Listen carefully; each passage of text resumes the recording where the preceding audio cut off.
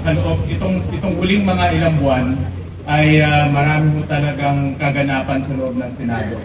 Marami pong kaguluhan, pero marami rin po sa atin at naintindihan ko na marami sa atin ay nagkaroon ng agam-agam, takot at yung iba hindi nga alam kung anong gagawin. At kaya ho nagpapasalamat ako sa inyong lahat dahil po kahit na may ganitong kaganapan po sa ating institusyon, kayo po ay tuloy-tuloy lang ang pagbibigay nyo ng magandang serbisyo sa ating mga kababayan.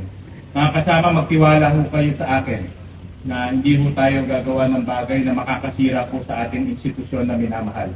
Marami sa inyo ay mas matagal sa akin na nagtrabaho dito.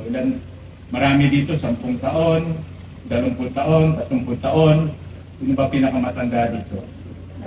Baka may 40 years pa ba? Wala naman siguro, no? Pero mga kasama, marami sa inyo dito na ho, dito ang first job, dito na ho nagkaroon ng asawa, dito ho nagkaroon ng anak, baka apo, meron pa. Kaya ho, alam ko mahal na mahal niyo po ang Senado ng ating bansa, ang Senado ng Pilipinas. Kaya ang pangako ko sa inyo, hindi ho tayo gagawa ng mga bagay na makakasira po sa minamahal nating institusyon. Pagkos, gagawa mo tayo mga bagay para lalong tumatag ang minamahal nating institusyon.